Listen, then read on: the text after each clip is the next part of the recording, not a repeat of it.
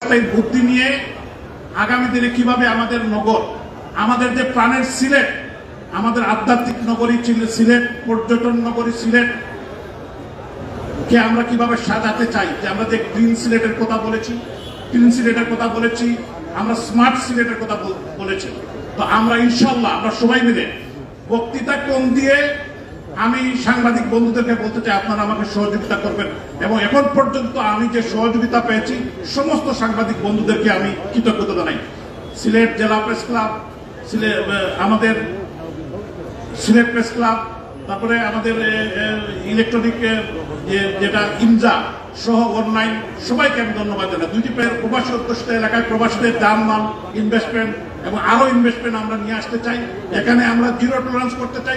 যারা এই সিলেটবাসীর বদনাম করবে, যারা এই সিলেটের আধ্যাত্মিক নগরীর বদনাম করবে, এই সিলেটের মানুষের বদনাম করবে, আমরা একটি সহনশীল রাজনৈতিক এলাকা সিলেট, এখানে আমরা সবাই মিলে, এবং সিটি কর্পোরেশন রাজনীতি মুক্ত থাকবে। সিটি কর্পোরেশন আমি আপনাদেরকে বলতে চাই, মাননীয় প্রধানমন্ত্রী রাষ্ট্রনায়ক শেখ হাসিনা জাতির জনকের সুযোগ্য কন্যা আমাকে আওয়ামী লীগের প্রার্থী, এখানে আমাদের নেতৃবৃন্দ আছেন ডান দিকে বাম দিকে, আমাকে নৌকার প্রার্থী হিসেবে দিয়েছেন। আমি নির্বাচিত হয়েছি। এখন আমি নির্বাচিত হওয়ার পর আমি আমার দলের আদর্শিক জায়গায় কারোর সাথে কম্প্রোমাইজ করবো না, কিন্তু সিটি কর্পোরেশনের মেয়র হিসাবে এই জায়গায় সবার জন্য মুক্ত। যে কোনো মানুষ আসতে পারবে, আমার সাথে কথা বলতে পারবে।